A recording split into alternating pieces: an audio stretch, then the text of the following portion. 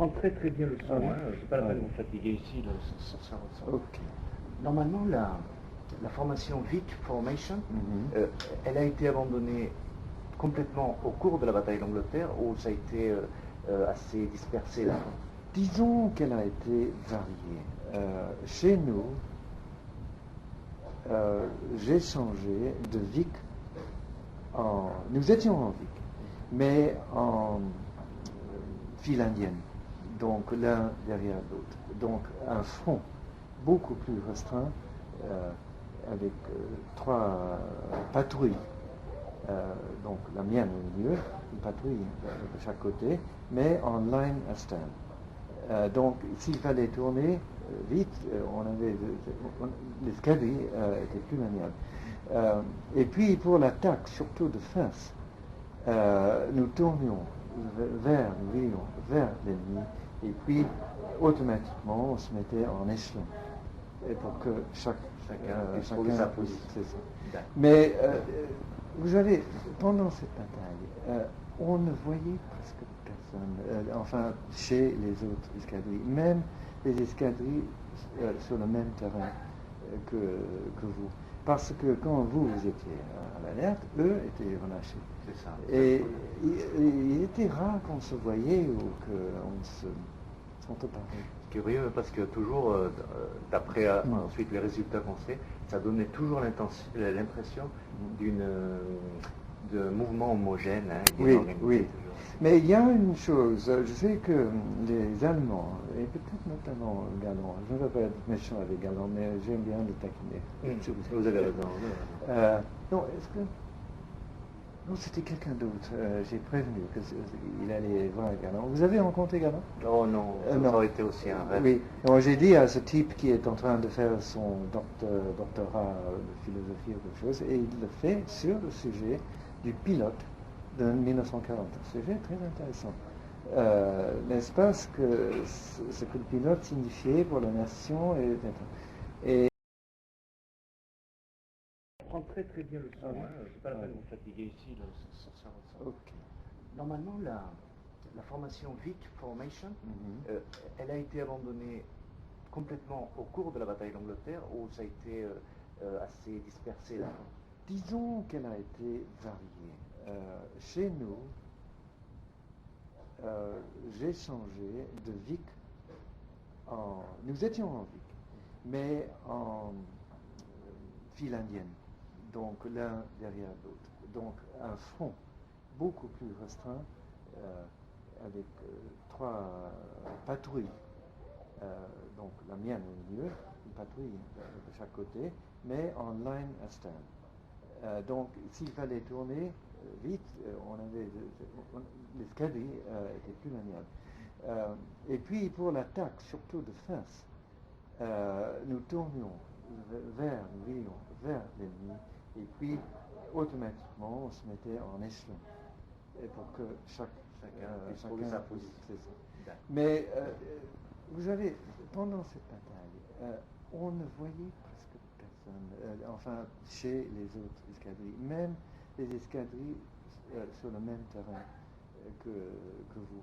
Parce que quand vous étiez à l'alerte, eux étaient relâchés. C'est ça. Et il était rare qu'on se voyait ou qu'on se parlait. Curieux parce que toujours, d'après ensuite les résultats qu'on sait, ça donnait toujours l'impression de mouvement homogène. Oui, oui. Mais il y a une chose, je sais que les Allemands, et peut-être notamment Galland, je ne veux pas être méchant avec Galland, mais j'aime bien le taquiner. Vous avez raison. Non, est-ce que... Non, c'était quelqu'un d'autre. J'ai prévenu qu'il allait voir Galland. Vous avez rencontré Galland? Oh non, ça aurait été aussi un rêve. Oui, donc j'ai dit à ce type qui est en train de faire son doctorat de philosophie ou quelque chose, et il le fait sur le sujet du pilote de 1940. Un sujet très intéressant. N'est-ce pas ce que le pilote signifiait pour la nation et il allait voir Galland, et je lui ai dit, ne laisse pas ne laissez pas Adolphe Galland vous persuader que si les Allemands n'ont pas gagné la bataille d'Angleterre, ils n'ont pas perdu. Parce que parfois, il essaie de... J'ai lu son livre et il n'est pas trop convaincant.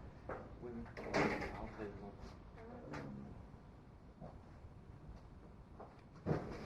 Ah, toute une réserve. Serviette. Merci beaucoup. Je ne sais pas dire grand-chose. Non, c'est suffisant. Ensuite, le 3 février, je crois, 1940, vous aviez abattu ce fameux Heinkel avec Karl Missy à l'intérieur. Est-ce qu'à cette époque, il y avait beaucoup de... C'était fréquent, les raids aériens d'avions isolés sur la... À cette époque, c'était plutôt... au début de 40. Oui, au début, c'était le mois de février, c'était plutôt des avions isolés qui faisaient des reconnaissances, qui cherchaient des convois, que nous étions là pour protéger les convois.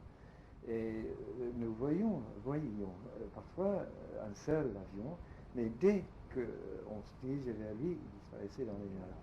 Et c'est pour ça que nous volions au ras c'est ça. Et nous avons appris ça par l'expérience. Mais il y a une chose à dire, je dis en toute franchise, ce n'était pas le premier avion britannique sur, disons, le territoire. Simplement la partie. Il est tombé juste au sud de la frontière entre l'Écosse et... Oui, parce que c'est plutôt les Écossais. Oui, c'est ça. Un autre est tombé, je crois, dans le Firth. Ensuite, une autre question. Avec la perspective des 50 années passées, qu'est-ce qu'on peut en sortir de cette histoire, cette fameuse dispute qu'on a du mal à comprendre entre Lake Mallory et Cape Park? Oui. Voilà, avant de me répondre, j'ajoute rapidement, les raids ont commencé, nous sommes arrivés à Wick, dans le nord de l'Angleterre, et là, les Allemands ont lancé pas mal de raids, d'attaques sur la base navale de Scarborough. Mais les avions arrivaient à la tombée de la nuit. Mais ils arrivaient en formation. Bon, alors, Lee Mallory, que j'ai bien connu, même ma maman, quand elle était enfant, a connu, ils ont joué ensemble. Mais vous savez, le frère de Lee Mallory était George Mallory, qui a failli, en 26, je crois, atteindre le sommet d'Everest. Il est mort juste en dessous On va à Lee Mallory, et d'abord, il n'était pas vraiment élevé comme pilote de chasse. Il était dans ce que nous appelons les Army Corporation, coopération avec les troupes de terre. Et Bader, évidemment, c'était un caractère assez fort. Mais Mallory, vous savez, commandait le groupe 12e et Park le 11e. Et à mon sens, d'ailleurs, c'est dans Duel d'Aigle, je ne voulais pas trop me laisser entraîner. Mais Park, franchement, n'avait pas le temps. Il faut du temps pour rassembler une trentaine d'avions. D'ailleurs, Park m'a dit un jour qu'il est parti, enfin, il devait mener toute une aile wing, et je crois qu'il est parti avec 6 avions, comme ça. Ça dépendait beaucoup. Et je crois que Park avait raison, et peut-être Lee Mallory avait ses raisons. Sa façon de voir les choses. Mais je crois que la plupart des historiens ont une espèce de faible pour Cape Park, en essayant de penser que justement il avait la situation un peu plus difficile parce qu'il était tout à fait au bord. Oui, tout à fait au bord. Oui. Et il n'avait franchement pas de temps. Je me souviens un jour, quand nous étions au déjeuner, juste avant d'aller au Vedines. Et je me souviens clairement, un type vient me dire, commandant, on vous demande le téléphone, le contrôleur me dit, on vous demande, il faut vous mettre au Vedines. Alors tous nous avons quitté la table, nous sommes rués à l'autre côté en bicyclette, dans des vieilles voitures, etc. Tout ce qui était possible. Et j'ai dit au pilote, en avion, comme à cheval, Et puis j'ai appelé et le type m'a dit non, non, tu ne peux pas partir encore. Et j'ai dit mais les bombes, ils vont peut-être nous bombarder avant le décollage, etc. Bon, je me mets dans mon avion, je l'appelle et enfin il me dit bon, vas-y. Mais on nous tenait jusqu'au dernier. Comme les chiens en laisse, non? C'est ça, jusqu'au dernier moment. Parce que les Allemands avaient la tactique de faire une feinte. Et puis, nous partions, et puis la force majeure, on peut dire, suivait la fin. Park avait un job, oui, c'était un grand tacticien, et il avait une tâche extrêmement difficile. Est-ce que vous pensez qu'il y avait une plus grande compatibilité de caractère, au moins au point de vue idée, entre Dowding et Park, ou Dowding et Mallory? Moi, je dirais peut-être Mallory. Ah oui? Dowding n'était, je ne veux pas dire mal de mon commandant. Votre opinion. Et vous savez, c'est une coïncidence. Je cherchais toujours pour ce type de Cambridge qui fait son doctorat. Il m'a demandé des anciens documents et je cherchais toute la matinée. Et j'ai trouvé la correspondance avec Dowding. Je suis allé voir Dowding. Et j'ai eu son approbation. Il m'a dit des choses, il m'a donné des documents confidentiels, mais il m'a dit servez-vous-en.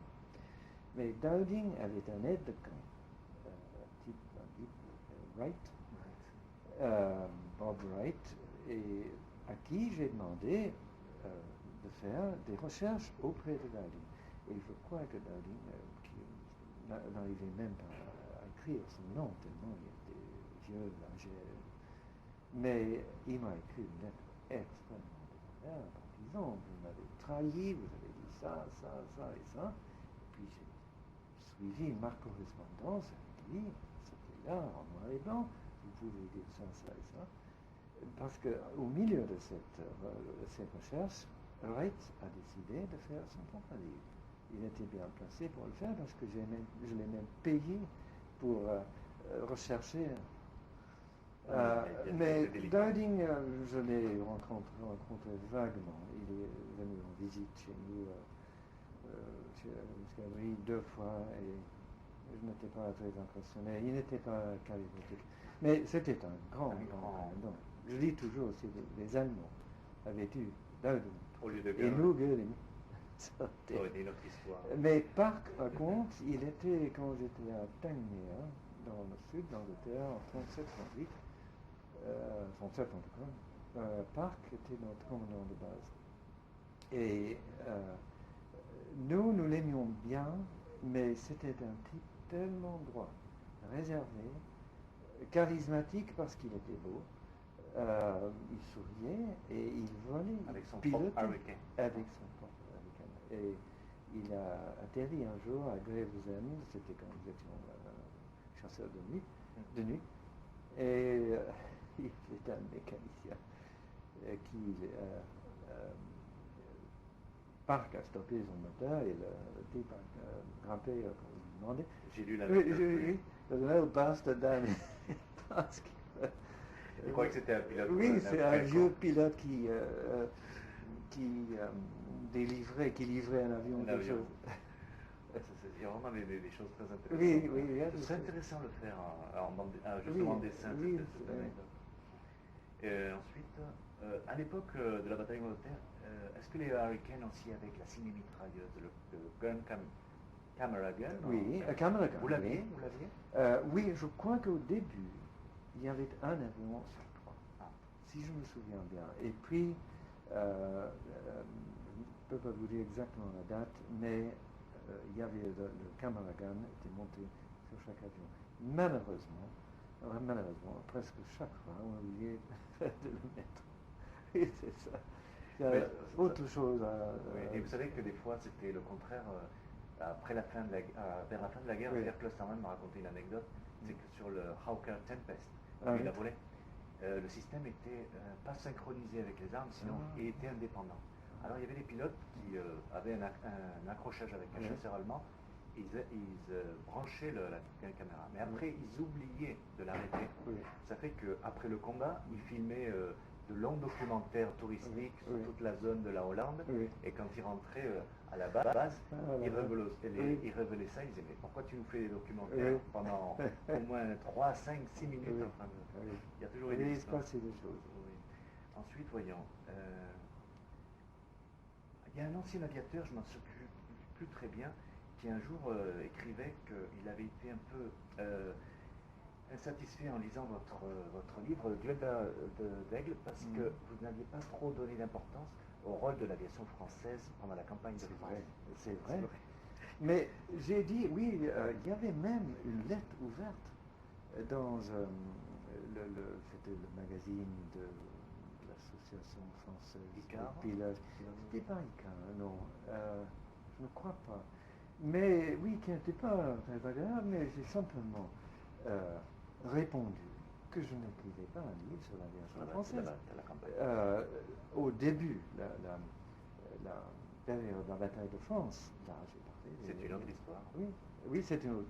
J'imaginais votre réponse aussi. Oui, non, j'ai parlé de la tâche commune des deux aviations, mais je n'ai pas raconté en détail ce que, par exemple, la RAF a fait pendant la bataille de France. Je voulais terminer sur la bataille de France. Je crois que le complexe des Français, c'est qu'ils auraient aimé que... Oui, ils en ont beaucoup. Beaucoup de complexes. C'est qu'ils auraient aimé que les Anglais, à un certain moment donné, aient dit grâce à vous, nous avons eu près de 1000 avions de moins. Tout à fait, d'accord. Ils disent ça. Je ne sais pas combien. Mais il y avait peut-être 1000 avions descendus en France, mais la RAF y était pour beaucoup. Oui, pendant l'affaire de Dunkerque. Oui. Et le corps expéditionnaire britannique. Ils ont fait du bon travail. Hein. Oui. Très bien. Je veux essayer d'aller un peu vite sans vous fatiguer pour que vous puissiez appeler votre femme. Hein. Voyons. L'utilisation de la machine Enigma a été tellement vitale, vraiment vitale, dans toute la bataille d'Angleterre, parce que ça s'est su très tard, cette histoire de la machine Enigma. Oui. Alors là, je ne connais pas grand-chose. Seulement dans un livre qui est loin de séquelles de l'aigle, qui s'appelle Duel dans la je l'ai vous l'avez. Là, oui, je parle un peu d'Enigma. Et les Allemands ont acquis, entre guillemets, je crois, un exemplaire de cette machine. Oui, c'est ça, de cette machine. Avant la guerre, là, ils avaient de la chance. C'était un polonais, un espion polonais. Mais d'après ce qu'ils disent, ça a été un des motifs cachés par les services secrets britanniques pendant très longtemps, mais que c'était vital pour l'information. Oui, ils pouvaient suivre exactement ce qui se passait. Et puis, surtout pendant la bataille de nuit, le Blitz, ils suivaient et ils écoutaient les conversations entre pilotes, et même parfois, je crois, sûrement entre pilote et contrôle. Et ils suivaient tout suivre. Et puis imaginez si Göring avait pu s'imaginer ça. Oui. Il en aurait eu un. Oui. Alors ça aurait été vraiment...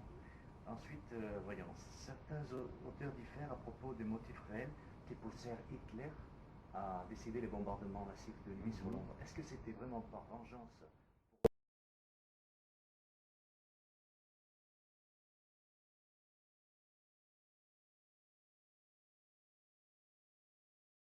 Il allait voir Galland et je lui ai dit, ne laisse pas Dolfo Galland, ne laissez pas Dolfo Galland vous persuader que si les Allemands n'ont pas gagné la bataille d'Angleterre, ils n'ont pas perdu. Parce que parfois, il essaie de...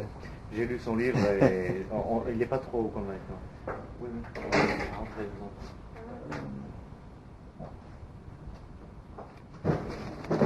tout est plaisir.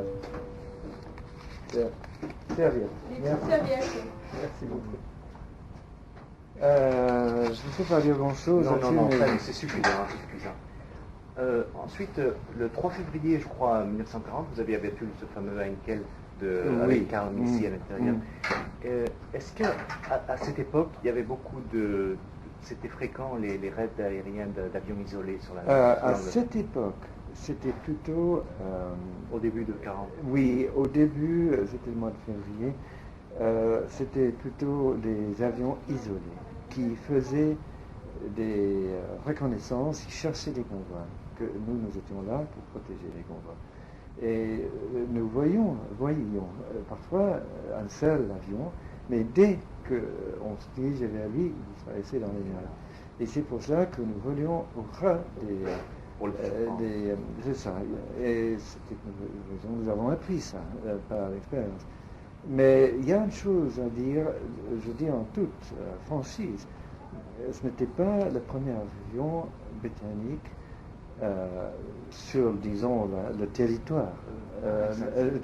Simplement la partie. Il est tombé juste au sud de la frontière entre l'Écosse et... Oui, parce que c'est plutôt les Écossais. Oui, c'est ça. Un autre est tombé, je crois, dans le Firth. Ensuite, une autre question. Avec la perspective des 50 années passées, qu'est-ce qu'on peut en sortir de cette histoire, cette fameuse dispute qu'on a du mal à comprendre entre Lake Mallory et Cape Park? Oui. Voilà, avant de me répondre, j'ajoute rapidement, les raids ont commencé, nous sommes arrivés à Wick, dans le nord de l'Angleterre, et là, les Allemands ont lancé pas mal de raids, d'attaques sur la base navale de Scarborough. Mais les avions arrivaient à la tombée de la nuit.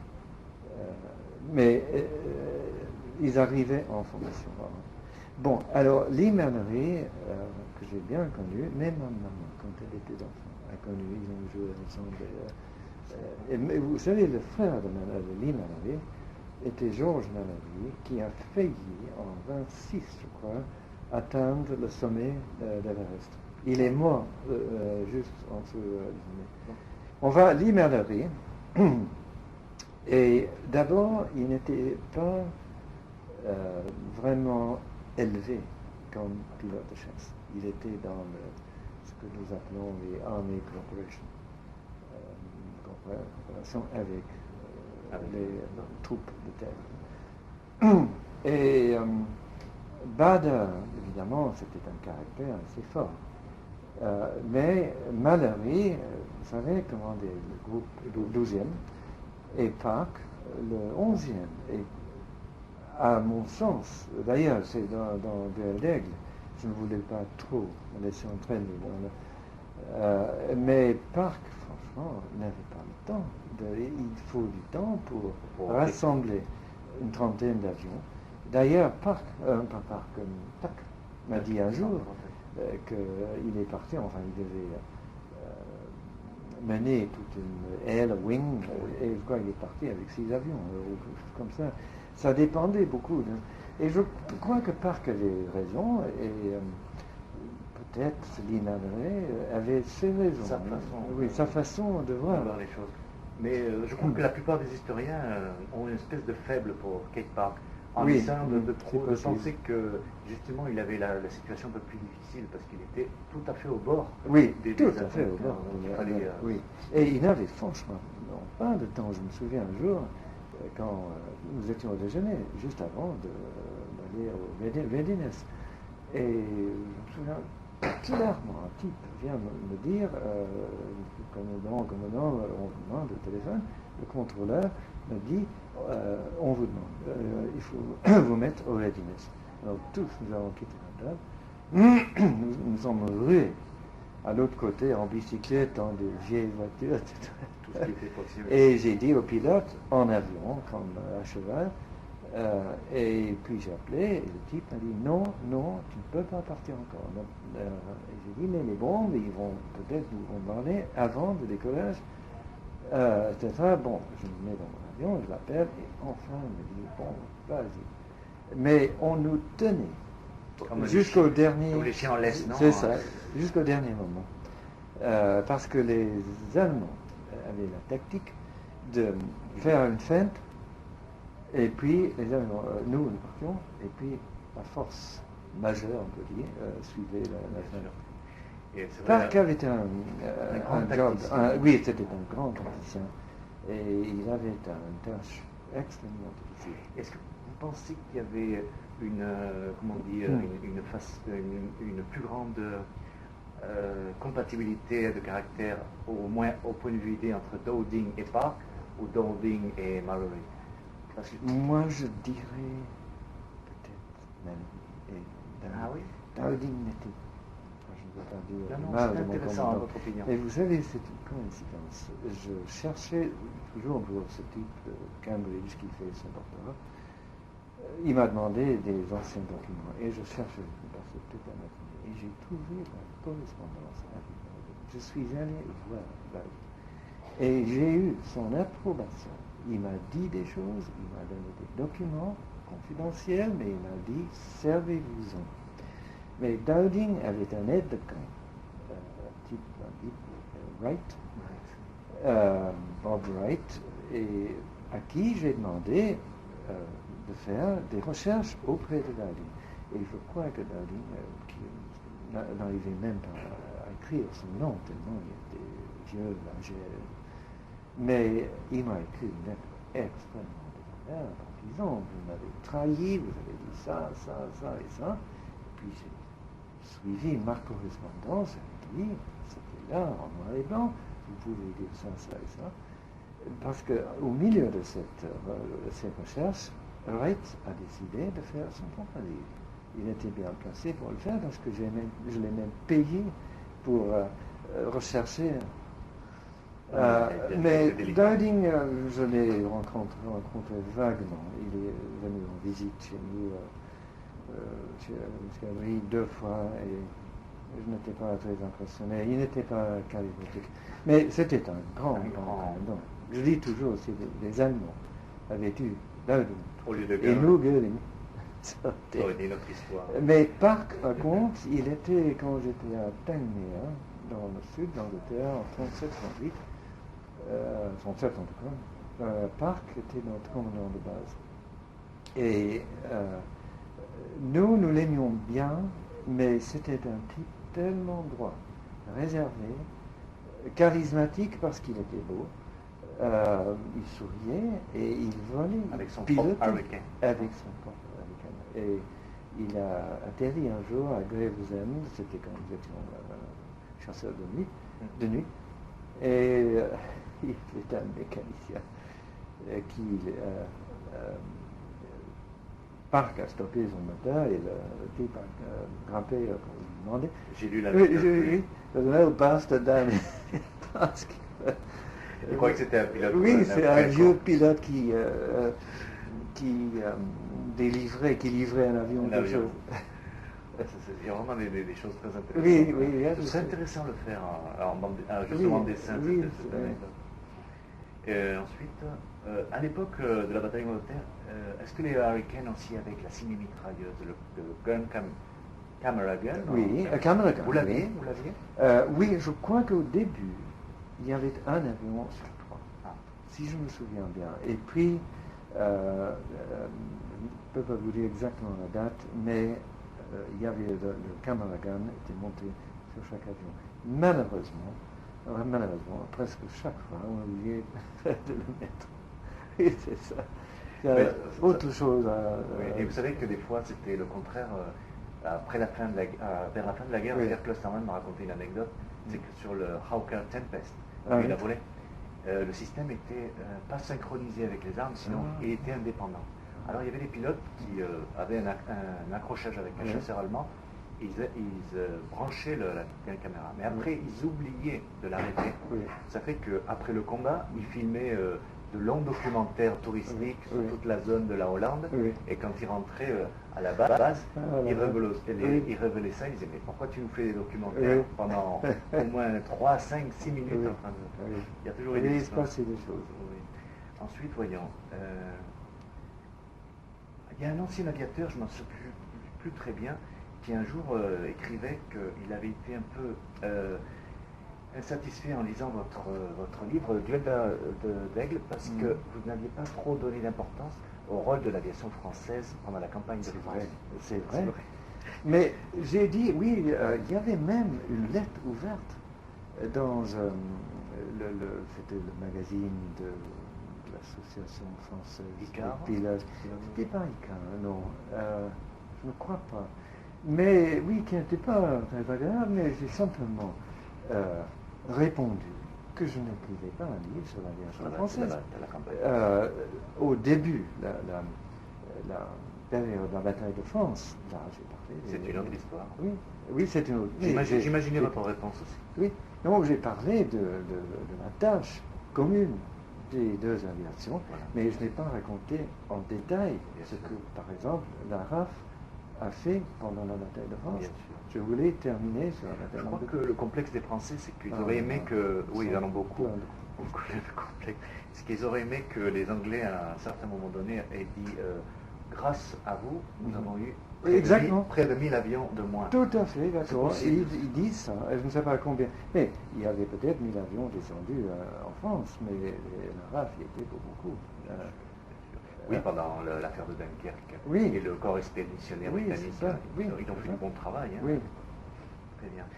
Je veux essayer d'aller un peu vite sans vous fatiguer pour que vous puissiez appeler votre femme. Hein. Oui. Voyons. L'utilisation de la machine Enigma a été tellement vitale, vraiment vitale, dans toute la bataille d'Angleterre, parce que ça s'est su très tard, cette histoire de la machine Enigma. Oui. Alors là, je ne connais pas grand-chose. Seulement dans un livre qui est plus loin, le séquel de L'Aigle, qui s'appelle Duel dans la nuit. Je l'ai vous l'avez. Là, oui, je parle un peu d'Enigma. Et les Allemands ont acquis, entre guillemets, je crois, un exemplaire de cette machine. Oui, c'est ça, de cette machine. Avant la guerre, là, ils avaient de la chance. C'était un polonais, un espion polonais.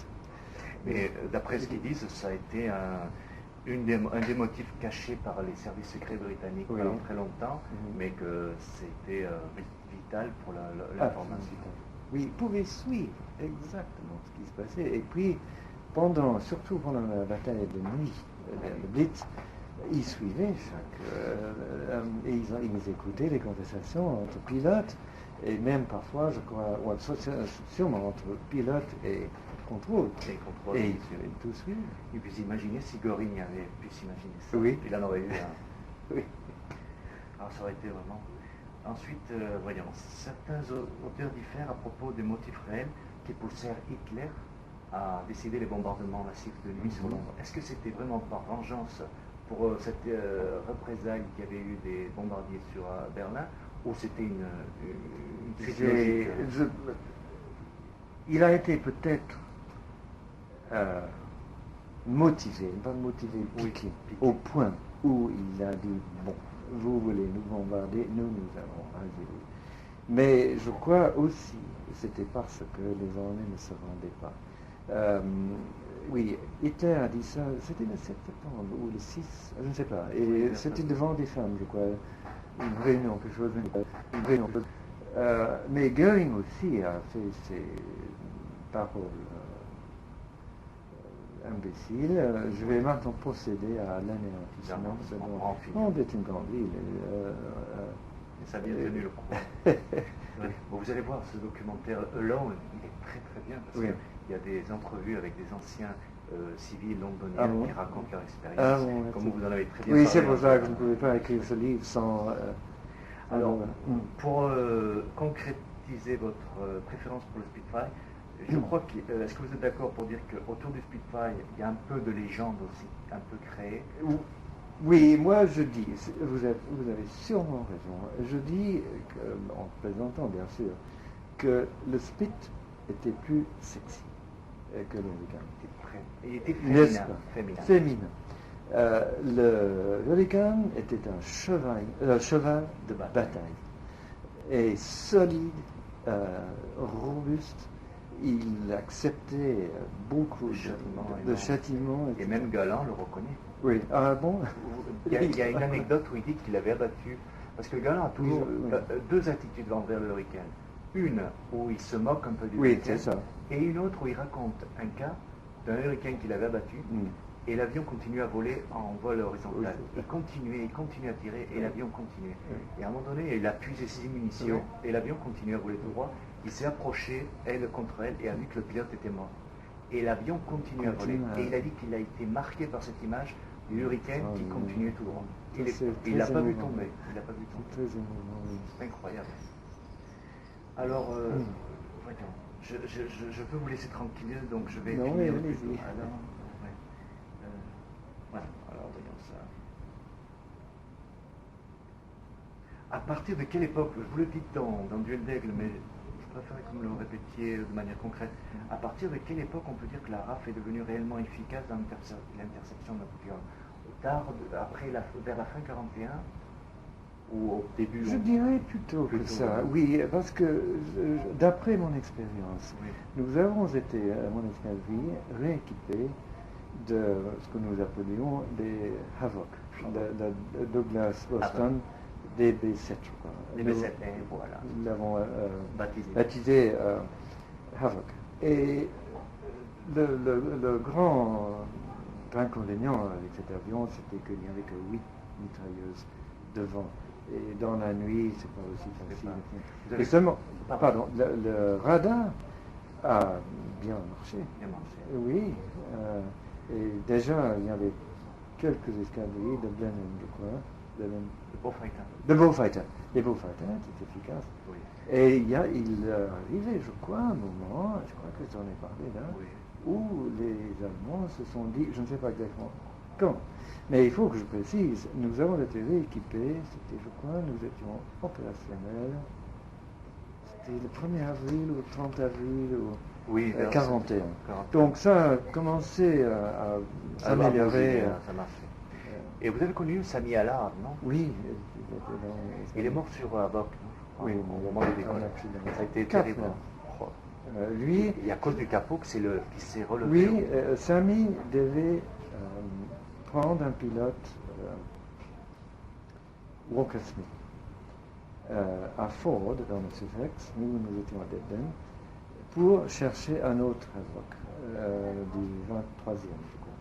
C'était évidemment certain que c'était un vieil avion, parce qu'on nous donnait toujours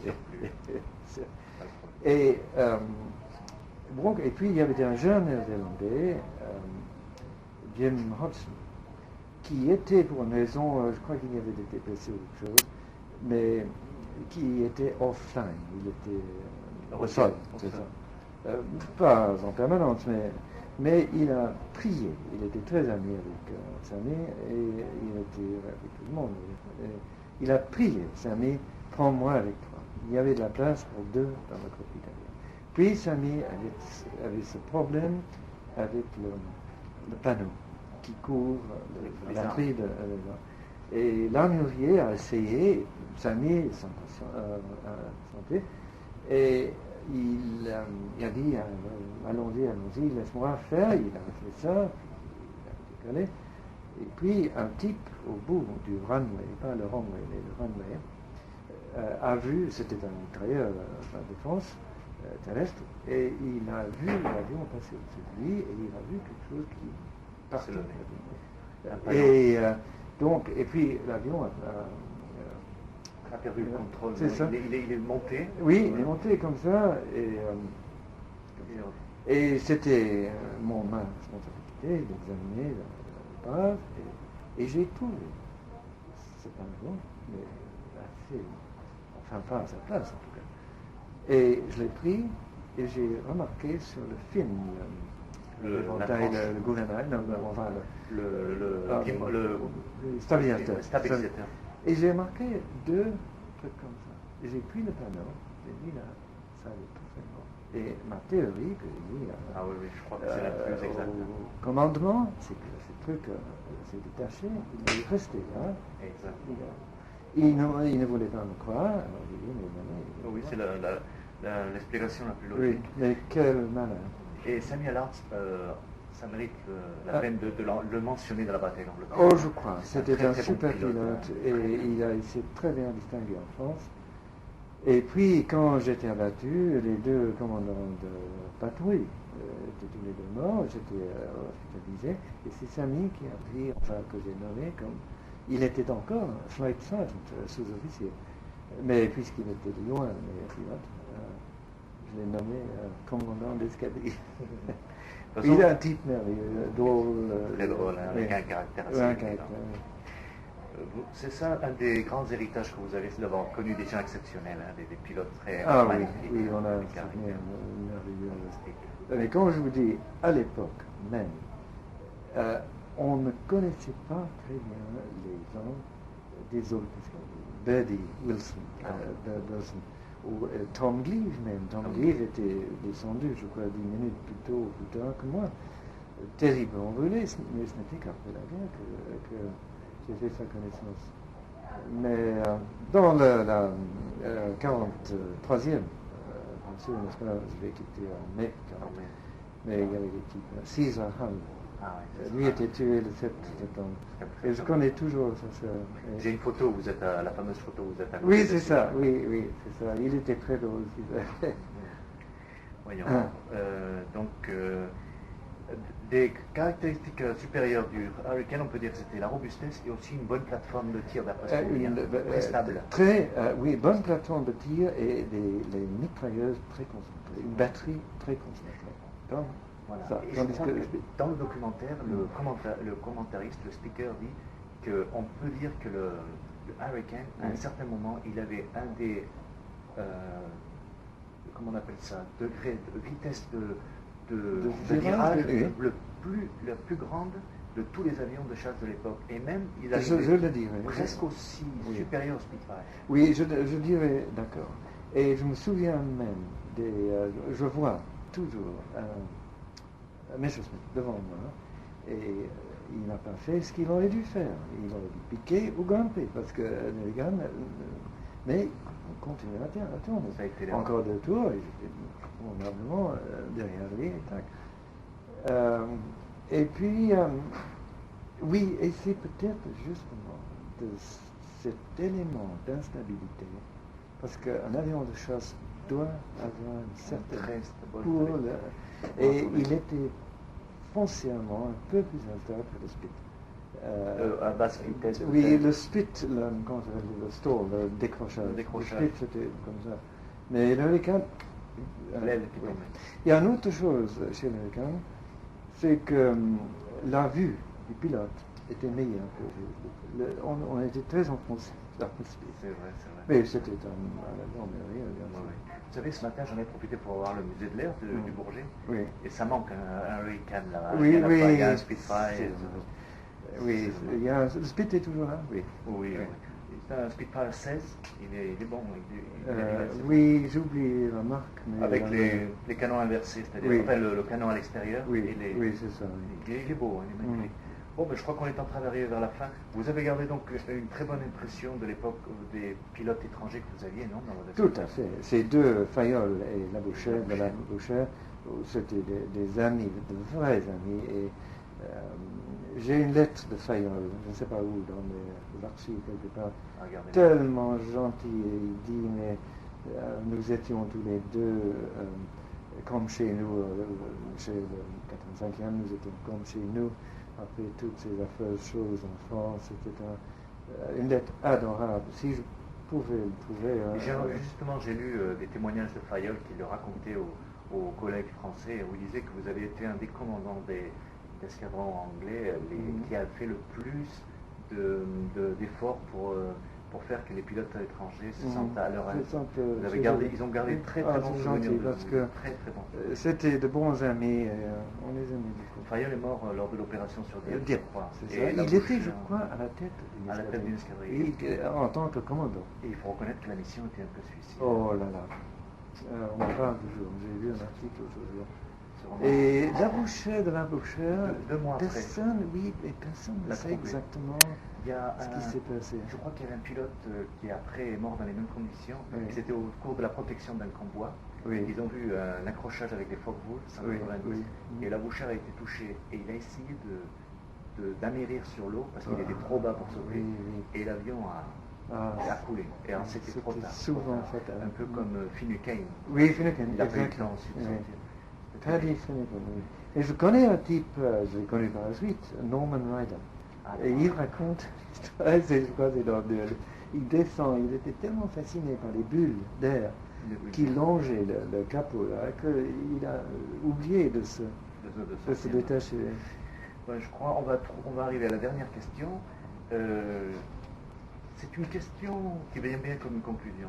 Qu'est-ce que vous pensez d'une phrase que De Gaulle avait écrite dans ses mémoires, je pense que vous avez entendu parler, où il dit que les Britanniques avaient gagné la bataille d'Angleterre sans savoir qu'ils l'avaient perdue, et les Allemands l'avaient perdu sans savoir qu'ils l'avaient gagné. Vous m'avez un peu répondu avant. Vous m'avez répondu. Et sans cette erreur fondamentale de Göring, qui a switché, qui a dévié les attaques sur les terrains à l'attaque sur Londres, ils auraient pu gagner. Je crois que vous dites qu'il Göring a été perdu par deux grandes erreurs, non? Oui, avant la guerre, Avant la guerre. Il n'a pas fait des... Stratégiques. oui, et puis il a interdit, ou bien il n'a pas accepté la construction Des bombardiers stratégiques, quadrimoteurs. Oui. C'est ce que je voulais dire. Alors, ça a été... Je crois que c'était Weber qui avait essayé au Oui, travers, voilà, oui, qui il avait était essayé, chef de... il n'a pas pu le continuer. C'est ça, exactement. Donc, monsieur Thompson, le dernier petit effort, vous me Appelez-moi signalez. Peter. Peter. Pedro. Voilà, Pedro. Et vous avez un autre point commun avec Pierre Klosterman, un autre Peter. Pedro. Oui, bien sûr. Vous l'avez connu alors, Klosterman? Je l'ai rencontré peut-être 2 ou 3 fois, mais il y avait une réunion D'anciens pilotes, non? oui, mais devant une espèce d'assistance, donc on n'a pas pu échanger beaucoup. Lui, il se souvient de vous. Oui. Chez les l'Aéroclub de France. Oui, nous nous sommes croisés et je lui ai écrit, je crois, de temps en temps. Mais un type. Oui, très très intéressant. Un top man. Il a fait comme vous beaucoup de voyages à l'étranger, il a fait la tour du monde. Et c'est un véritable un amant de la vie à 100%. Oui. Il a à peu près 5 ans de moins que vous, mais il est en Afrique en train de pêcher, parce qu'il était très ami de Hemingway. Et il pêche le poisson belle, le marlin. Oui, le marlin. C'est un grand. Dites-moi, simplement à titre d'information, il habite la campagne il a un appartement à Paris. Ou dans la Camargue? Il a un pied-à-terre à Paris, mais il vit normalement dans les Pyrénées françaises. Les Pyrénées orientales. Ça s'appelle Montesquieu, un petit village magnifique. Oui, je connais vaguement. Je connais très bien. Je ne connais pas très bien le quartier, mais c'est très beau. Oui. Il y a de bons plats aussi. Oui. C'est l'influence de l'espagnol. Comme vous le savez. Ça, c'est un livre pour un ami espagnol qui s'appelle José Miguel. Si je fais en anglais, en français... Oui, il comprend très bien, il n'y a pas de problème. Oui. José Miguel, ça s'écrit José Miguel. Miguel comme Miguel. Voilà, oui. ça y est, simplement.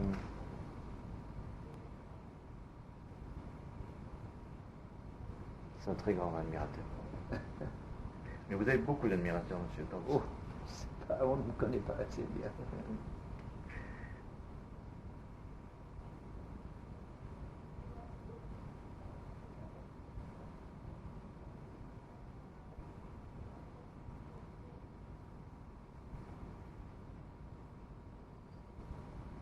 Rappelez-moi une toute petite phrase en espagnol. Par exemple. Bueno, something. J'ai dit avec with my warmest wishes. Oui. On prend très très bien le son. C'est pas la peine de vous fatiguer ici. Ça ressort. Ok. Normalement, la formation Vic Formation, elle a été abandonnée complètement au cours de la bataille d'Angleterre, où ça a été assez dispersé là. Disons qu'elle a été variée. Chez nous, j'ai changé de Vic en... Nous étions en Vic, mais en file indienne, donc l'un derrière l'autre. Donc un front beaucoup plus restreint, avec 3 patrouilles. Donc la mienne au milieu, une patrouille de chaque côté, mais en line astern. Donc s'il fallait tourner vite, l'escadrille était plus maniable. Et puis pour l'attaque, surtout de face, nous tournions vers l'ennemi, et puis automatiquement on se mettait en échelon, et pour que chacun puisse trouver sa position. C'est ça. Mais vous avez, pendant cette bataille, on ne voyait presque personne, enfin chez les autres escadrilles, même les escadrilles sur le même terrain que vous. Parce que quand vous étiez à l'alerte, eux étaient relâchés. C'est ça. Et il était rare qu'on se voyait ou qu'on se sont apparus. Curieux parce que toujours, d'après ensuite les résultats qu'on sait, ça donnait toujours l'impression de mouvement homogène, hein, et bien Oui, organisé oui. toujours. Mais il y a une chose, je sais que les Allemands, et peut-être notamment Galland, je ne veux pas être méchant avec Galland, mais j'aime bien le taquiner. Vous avez raison. Non, est-ce que... Non, c'était quelqu'un d'autre. J'ai prévenu qu'il allait voir Galland. Vous avez rencontré Galland? Oh non, ça aurait été aussi un rêve. Oui. Alors, j'ai dit à ce type qui est en train de faire son doctorat de philosophie ou quelque chose, et il le fait sur le sujet du pilote de 1940. Un sujet très intéressant.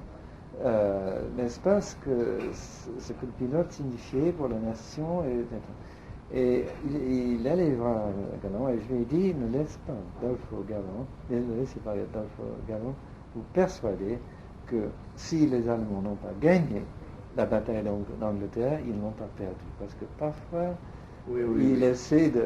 J'ai lu son livre et il n'est pas trop convaincant. Oui, on va rentrer.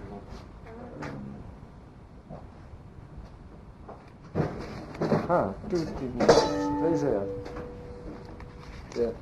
Serviette. Merci beaucoup. Je ne sais pas dire grand-chose. Non, c'est suffisant. Ensuite, le 3 février, je crois, 1940, vous aviez abattu ce fameux Heinkel avec Karl Missy à l'intérieur. Est-ce qu'à cette époque, il y avait beaucoup de... C'était fréquent, les raids aériens d'avions isolés sur la... À cette époque, c'était plutôt... au début de 40. Oui, au début, c'était le mois de février, c'était plutôt des avions isolés qui faisaient des reconnaissances, qui cherchaient des convois, que nous étions là pour protéger les convois. Et nous voyions parfois un seul avion, mais dès qu'on se dirigeait vers lui, il disparaissait dans les nuages. Et c'est pour ça que nous volions au ras c'est ça. Et nous avons appris ça par l'expérience. Mais il y a une chose à dire, je dis en toute franchise, ce n'était pas le premier avion britannique sur, disons, le territoire. Simplement la partie. Il est tombé juste au sud de la frontière entre l'Écosse et... Oui, parce que c'est plutôt les Écossais. Oui, c'est ça. Un autre est tombé, je crois, dans le Firth. Ensuite, une autre question. Avec la perspective des 50 années passées, qu'est-ce qu'on peut en sortir de cette histoire, cette fameuse dispute qu'on a du mal à comprendre entre Leg Mallory et Kate Barr? Oui. Voilà, avant de me répondre, j'ajoute rapidement, les raids ont commencé, nous sommes arrivés à Wick, dans le nord de l'Angleterre, et là, les Allemands ont lancé pas mal de raids, d'attaques sur la base navale de Scarborough. Mais les avions arrivaient à la tombée de la nuit. Mais ils arrivaient en formation. Bon, alors, Lee Mallory, que j'ai bien connu, même ma maman, quand elle était enfant, a connu, ils ont joué ensemble. Mais vous savez, le frère de Lee Mallory était George Mallory, qui a failli, en 26, je crois, atteindre le sommet d'Everest. Il est mort juste en dessous du sommet. On va à Lee Mallory, et d'abord, il n'était pas vraiment élevé comme pilote de chasse. Il était dans ce que nous appelons les Army Corporation, coopération avec les troupes de terre. Et Bader, évidemment, c'était un caractère assez fort. Mais Mallory, vous savez, commandait le groupe 12e et Park le 11e. Et à mon sens, d'ailleurs, c'est dans Duel d'Aigle, je ne voulais pas trop me laisser entraîner mais Park, franchement, n'avait pas le temps. Il faut du temps pour rassembler une trentaine d'avions. D'ailleurs, Tack m'a dit un jour qu'il est parti, enfin, il devait mener toute une aile, wing, et je crois qu'il est parti avec 6 avions, ou quelque chose comme ça. Ça dépendait beaucoup. Et je crois que Park avait raison, et peut-être Lina avait ses raisons. Sa façon, oui, sa façon de voir les choses. Mais je crois que la plupart des historiens ont une espèce de faible pour Kate Park, en essayant de penser que justement il avait la situation un peu plus difficile parce qu'il était tout à fait au bord. Oui, tout à fait au bord. Oui. Et il avait franchement pas de temps. Je me souviens un jour, quand nous étions au déjeuner, juste avant d'aller au Vedines. Et je me souviens, clairement, un type vient me dire, commandant, on vous demande le téléphone, le contrôleur me dit, on vous demande, il faut vous mettre au Vedines. Alors tous nous avons quitté la table, nous sommes rués à l'autre côté en bicyclette, dans des vieilles voitures, etc. Tout ce qui était possible. Et j'ai dit au pilote, en avion, comme à cheval, et puis j'ai appelé, et le type m'a dit, non, tu ne peux pas partir encore. Et j'ai dit, mais les bombes, ils vont peut-être nous bombarder avant le décollage, etc. Bon, je me mets dans mon avion, je l'appelle, et enfin, il me dit, bon, vas-y. Mais on nous tenait jusqu'au dernier... Comme les chiens en laisse, non? C'est ça, jusqu'au dernier moment.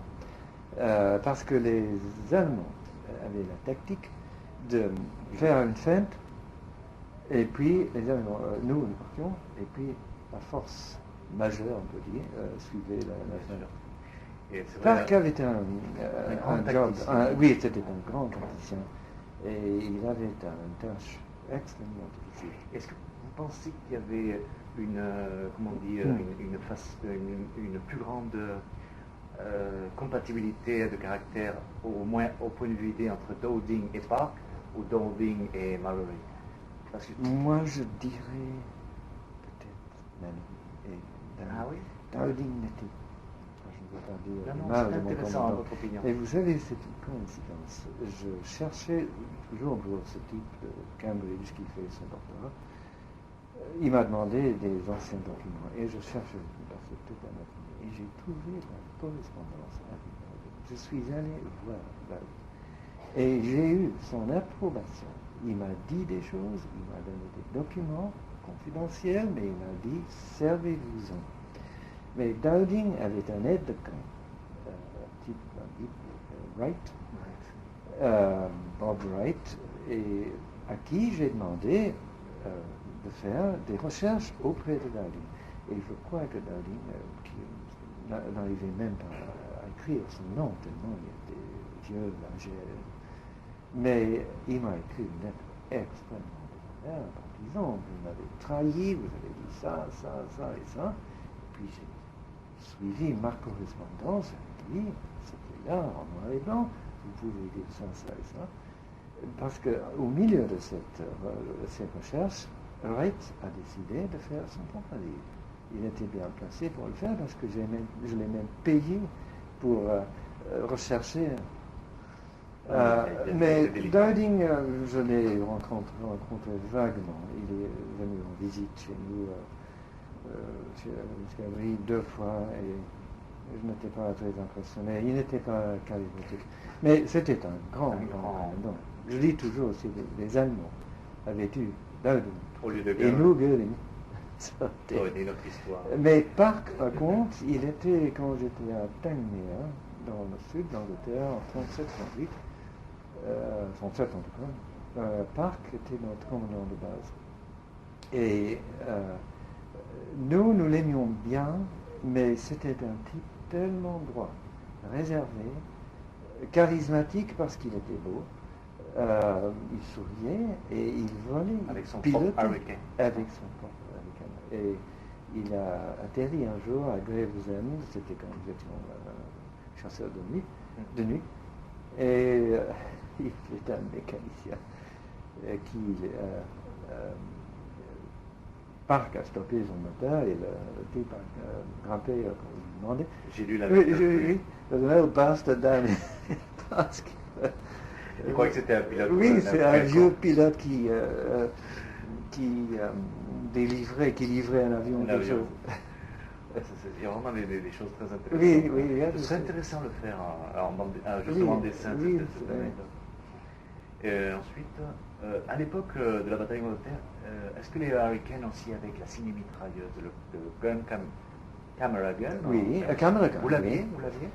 Oui, je crois qu'au début, il y avait un avion sur 3, si je me souviens bien. Et puis, je ne peux pas vous dire exactement la date, mais il y avait le camera gun était monté sur chaque avion. Malheureusement, presque chaque fois, on oubliait de le mettre. Et c'est ça. Autre chose à... Oui. Et vous savez que des fois, c'était le contraire. Après la fin de vers la fin de la guerre, Pierre Klosterman m'a raconté une anecdote. C'est que sur le Hawker Tempest, il a volé, le système était pas synchronisé avec les armes, sinon il était indépendant. Alors il y avait des pilotes qui avaient un accrochage avec un chasseur allemand. Ils branchaient la caméra, mais après ils oubliaient de l'arrêter. Ça fait qu'après le combat, ils filmaient de longs documentaires touristiques sur toute la zone de la Hollande, et quand ils rentraient à la base, ils révélaient ça, ils disaient mais pourquoi tu nous fais des documentaires pendant au moins 3, 5, 6 minutes en train de... Il y a toujours des choses. Ensuite, voyons,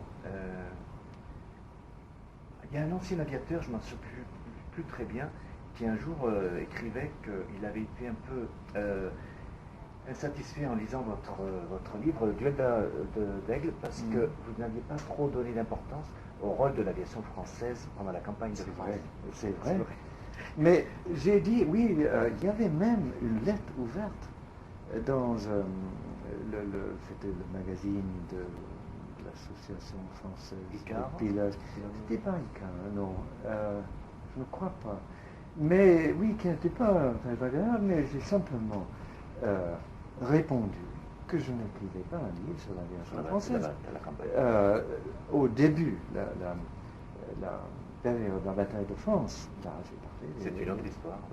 Oui, c'est une autre. J'imaginais votre réponse aussi. Oui, non, j'ai parlé de la tâche commune des deux aviations, mais je n'ai pas raconté en détail ce que, par exemple, la RAF a fait pendant la bataille de France. Je voulais terminer sur la bataille de France. Je crois que le complexe des Français, c'est qu'ils auraient aimé que... Oui, ils en ont beaucoup de complexes. C'est qu'ils auraient aimé que les Anglais, à un certain moment donné, aient dit grâce à vous, nous avons eu près de 1000 avions de moins. Tout à fait, d'accord. Ils disent ça, je ne sais pas combien. Mais il y avait peut-être 1000 avions descendus en France, mais la RAF y était pour beaucoup. Oui, pendant l'affaire de Dunkerque. Et le corps expéditionnaire britannique, ils ont fait du bon travail. Oui. Très bien. Je veux essayer d'aller un peu vite sans vous fatiguer pour que vous puissiez appeler votre femme. Voyons. L'utilisation de la machine Enigma a été tellement vitale, vraiment vitale, dans toute la bataille d'Angleterre, parce que ça s'est su très tard, cette histoire de la machine Enigma. Oui. Alors là, je ne connais pas grand-chose. Seulement dans un livre qui est plus loin de séquelles de l'aigle, qui s'appelle Duel dans la nuit. Je l'ai vous l'avez. Là, oui, je parle un peu d'Enigma.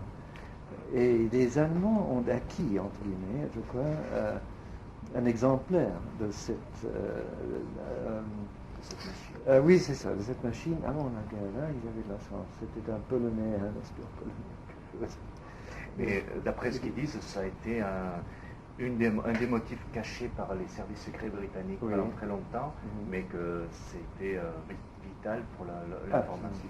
Oui, ils pouvaient suivre exactement ce qui se passait. Et puis, surtout pendant la bataille de nuit, le Blitz, ils suivaient et ils écoutaient les conversations entre pilotes, et même parfois, je crois, sûrement entre pilote et contrôle. Et ils tout suivent. Et puis imaginez si Göring avait pu s'imaginer ça. Oui. Il en aurait eu un. Alors ça aurait été vraiment... Ensuite, voyons, certains auteurs diffèrent à propos des motifs réels qui poussèrent Hitler à décider les bombardements massifs de nuit sur Londres. Est-ce que c'était vraiment par vengeance pour cette représailles qu'il y avait eu des bombardiers sur Berlin, ou c'était une suite logique? Il a été peut-être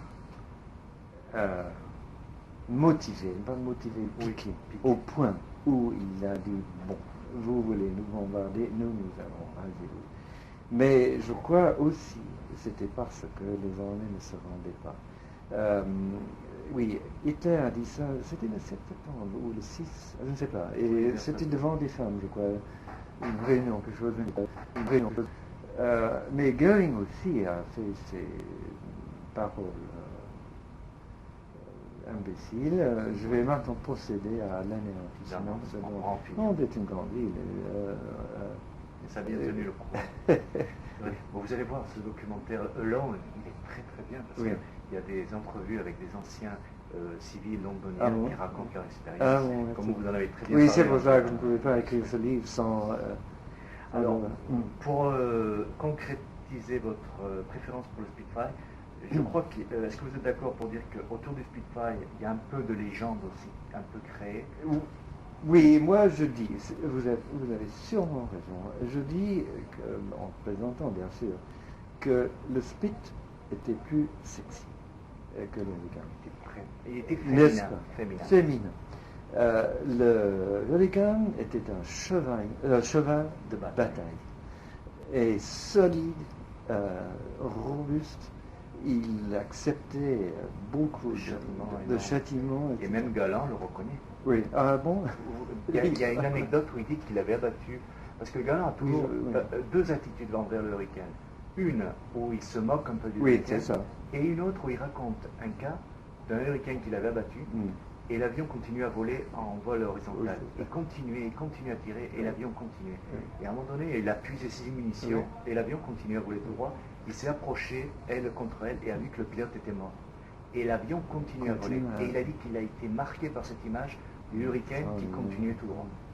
Il n'a pas vu tomber. C'est incroyable. Alors, je peux vous laisser tranquille, donc je vais finir. Voilà, alors voyons ça.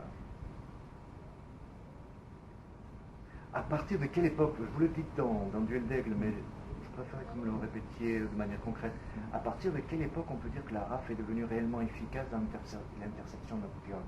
Tard, après vers la fin 41 ou au début? Je dirais plutôt que ça, oui, parce que d'après mon expérience, nous avons été, à mon expérience, rééquipés de ce que nous appelions des Havoc, de Douglas Boston, des B7, je crois. Les B7, voilà. Nous l'avons baptisé Havoc.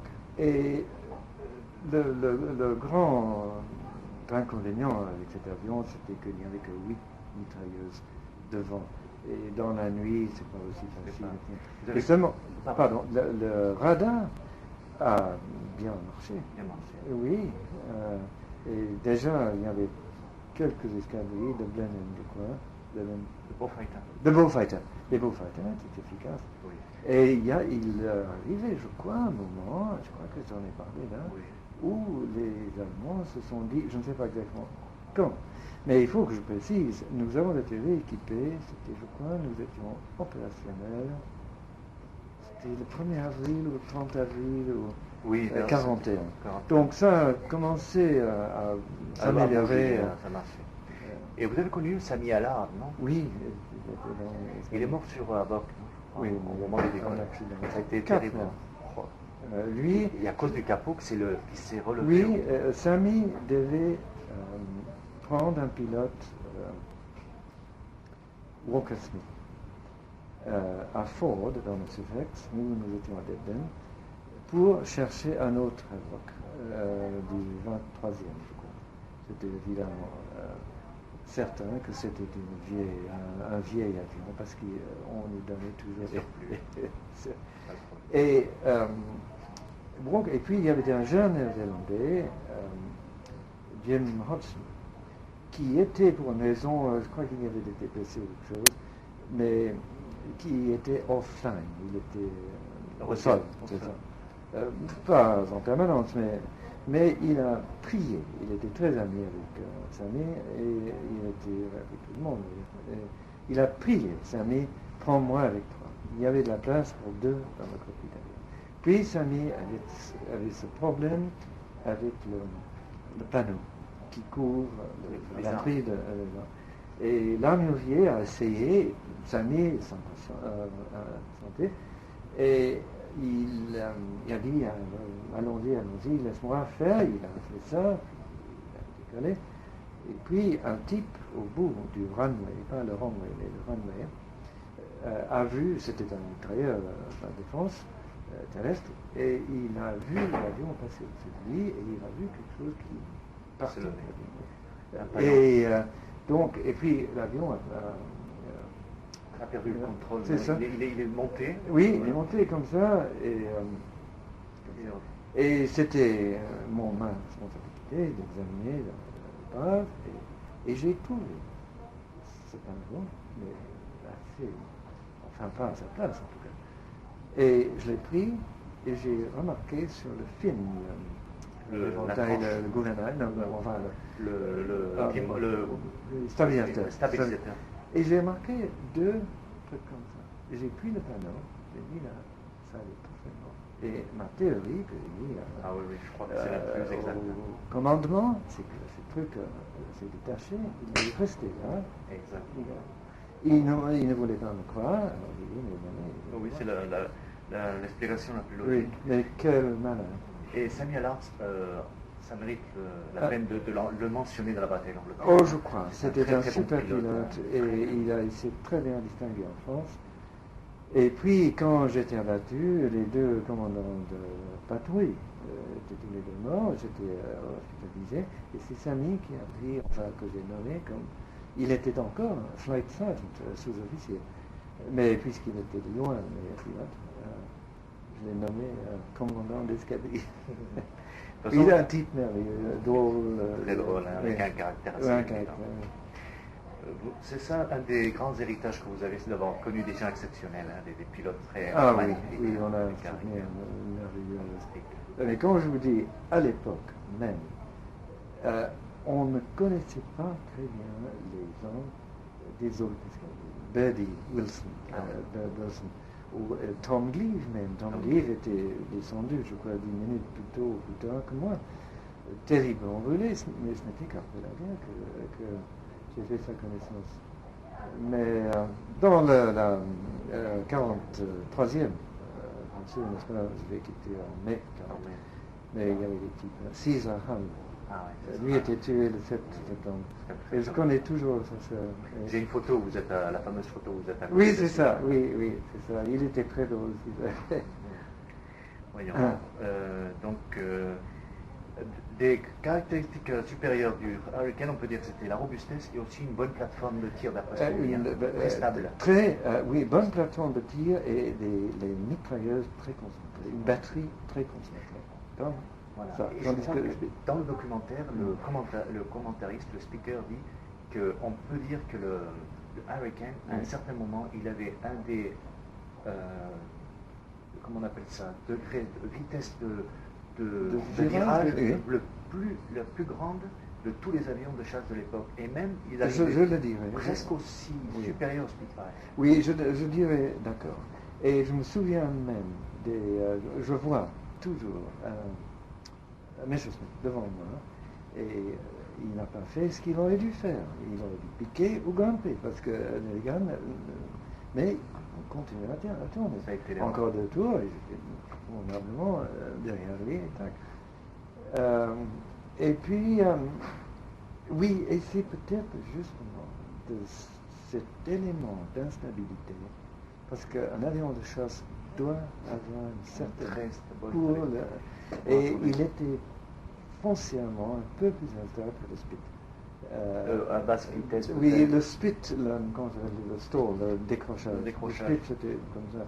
Mais l'Hurricane, l'aile qui tombait.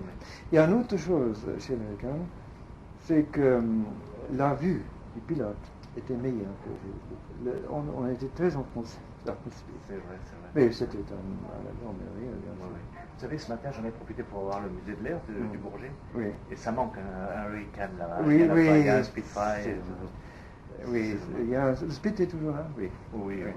C'est un Spitfire 16. Il est bon. Oui, j'ai oublié la marque. Mais avec les canons inversés, c'est-à-dire le canon à l'extérieur. Oui, c'est ça. Il est beau, il est magnifique. Bon, ben, je crois qu'on est en train d'arriver vers la fin. Vous avez gardé donc une très bonne impression de l'époque des pilotes étrangers que vous aviez, non, dans votre Tout à fait. Ces deux, Fayolle et Labouchere, c'était des amis, de vrais amis. Et j'ai une lettre de Fayolle, je ne sais pas où, dans les archives quelque part, tellement gentil. Il dit, mais nous étions tous les deux, comme chez nous, chez le 85e, nous étions comme chez nous, après toutes ces affreuses choses en France, etc. Une lettre adorable. Si je pouvais le trouver. Justement, j'ai lu des témoignages de Fayolle qui le racontait aux collègues français, où il disait que vous avez été un des commandants des escadrons anglais qui a fait le plus d'efforts pour faire que les pilotes étrangers se sentent à leur aise. Ils ont gardé très très bons souvenirs. Parce que c'était de bons amis, on les aimait beaucoup. Fayolle est mort lors de l'opération sur Dieppe, je crois. Il était, je crois, à la tête d'une escadrille. En tant que commandant. Et il faut reconnaître que la mission était un peu suicide. Oh là là. On en parle toujours. J'ai vu un article ce jour. Et de la Bouchere, 2 mois après. Personne ne sait exactement ce qui s'est passé. Je crois qu'il y avait un pilote qui après est mort dans les mêmes conditions. C'était au cours de la protection d'un convoi. Ils ont vu un accrochage avec des Focke-Wulf 190 et la Bouchere a été touchée et il a essayé d'amérir sur l'eau parce qu'il était trop bas pour sauver et l'avion a coulé. Et c'était trop tard. Souvent fait. Un peu comme Finucane. Oui, Finucane. Il a pas eu le temps aussi de sortir.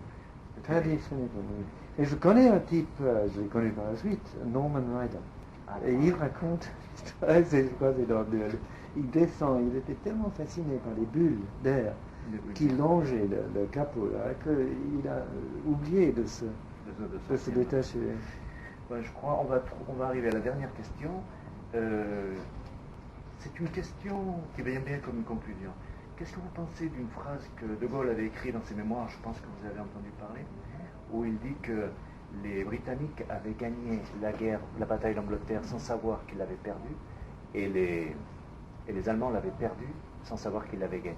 Vous m'avez un peu répondu avant. Vous m'avez répondu.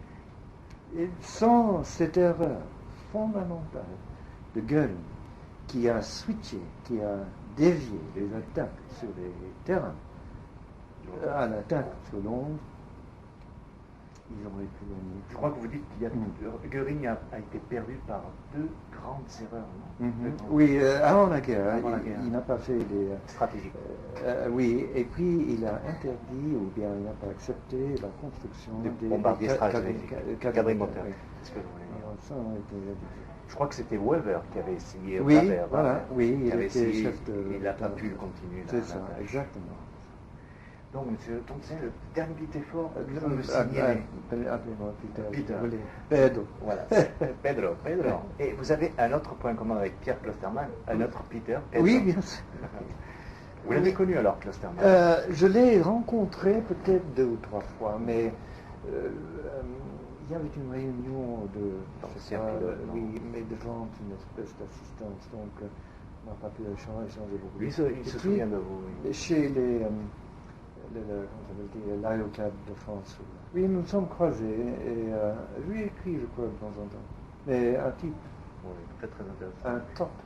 Il a fait comme vous beaucoup de voyages à l'étranger, il a fait la tour du monde. C'est un véritable un amant de la vie à 100%. Oui. Il a à peu près 5 ans de moins que vous, mais il est en Afrique en train de pêcher, parce qu'il était très ami de Hemingway. Et il pêche le poisson velle, le marlin. Oui, le marlin. C'est un grand. Dites-moi, simplement à titre d'information, il habite la campagne. Il a un appartement à Paris. Ou dans la campagne. Il a un pied-à-terre à Paris, mais il vit normalement dans les Pyrénées françaises. Les Pyrénées orientales. Ça s'appelle Montesquieu, un petit village magnifique. Oui, je connais vaguement. Je connais très bien. Je ne connais pas très bien le quartier, mais c'est très beau. Oui. Il y a de bons prix. Oui. C'est l'influence de l'espagnol. Vous le savez. Ça, c'est un livre pour un ami espagnol qui s'appelle José Miguel. Si je fais en anglais, en français... Oui, il comprend très bien, il n'y a pas de problème. Oui.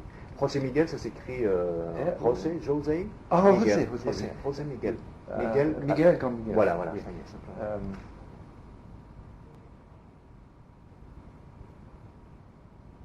C'est un très grand admirateur. Mais vous avez beaucoup d'admirateurs, monsieur Thompson. Oh, je sais pas, on ne me connaît pas assez bien.